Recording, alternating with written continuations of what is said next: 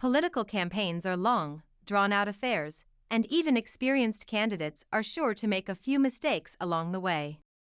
With that being said, too many unforced errors can doom a campaign well before the first votes are cast. Limiting mistakes, especially those relating to marketing and voter outreach, can keep your campaign in the right gear until you've successfully crossed the finish line. Every mistake avoided represents another boost to your chances.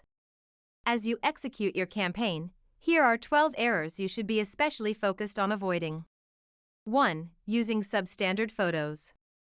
The last thing you want is for your campaign to look cheesy, and nothing says amateur like a grainy or awkward photo. Dipping into your coffers for professional photos might be painful, but it's the only way to ensure your campaign maintains the glossy, competent image you need. Many people are visual learners, and they'll rely on photos to form an opinion of your candidacy. That's why it's always best to invest in the images you know will impress the electorate. 2. Underestimating the importance of direct mail. It's easy for candidates in the 21st century to dismiss the importance of direct mail. You're hardly alone if you assume that digital advertising is all that matters in today's world. Unfortunately for the hapless candidates who maintain this view, it's wildly out of step with reality.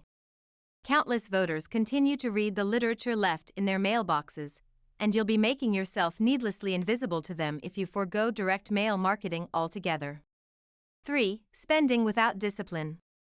Money is always hard to come by on the campaign trail, and you need to stay disciplined in how you allocate your funds. You'd be amazed how many candidates splash the cash on needless trinkets. Branded mugs and coasters can make a real impact on a campaign, but only if they fit into a larger, cohesive strategy.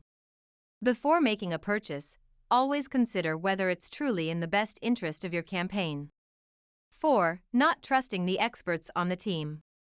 The best candidates and the best leaders surround themselves with genuine experts. Building an all-star team, however, is only the first step. The most important part, and something many candidates struggle with, is actually listening to what those experts have to say. It's normal for you to have your own ideas about your campaign, but you're paying all those consultants, marketers, and graphic designers for a reason. When they express an opinion in their area of expertise, you'd be well advised to listen. 5. Changing the messaging. As a candidate, it's easy to hear yourself repeating the same words every day and assume they've become stale and boring. What you can't forget is that you're the only one who's had to hear them a million times. The audience is different on every occasion, and the consistency of the messaging is what gives your campaign forward momentum. Resist the urge to change your catchphrases or slogans, and make sure your marketing materials convey a simple, consistent message. 6. Avoiding negative messaging at all costs. While running a positive campaign is the right strategy for many candidates, you don't want to become completely inflexible on the matter. Highlighting the distinctions between yourself and your opponent is one of the most important things you can do as a candidate. You're not running in a vacuum, and people want to know that you're taking your opponent seriously. While dirtying the waters with classless ads and materials could be counterproductive, you should at least make a pointed effort to highlight why you're a better choice than your foe. 7. Assuming you've secured the base. It's easy to assume that a certain portion of the electorate is already firmly in your corner.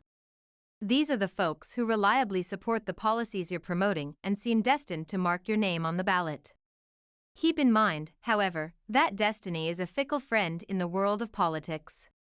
If you ignore people for too long, they're liable to drift toward another candidate or forget about the election altogether. Even if it seems like a potential waste of resources, be sure to focus some materials on members of the base. Not only will this secure their votes, but it will also encourage them to advocate for you in the public square. 8. Over-targeting. Your campaign should have a specific set of goals about the voters you'll target with your marketing materials. Once you've established those goals, you need to keep your marketing within the established parameters. If you try to reach too many people, you'll overextend yourself and wipe out your budget. While it can be hard to leave potential voters unsolicited, you need to be realistic about the capacity of your campaign. 9. Under-targeting. Targeting too few voters is just as serious a problem as targeting too many. It's easy for a candidate to get into such a groove with a certain type of campaigning that they forget about other possibilities. Try to figure out just how large a sector of the electorate you can realistically market toward. Then, make sure you're allocating your resources as thoughtfully as possible. 10. Using the first person in marketing materials.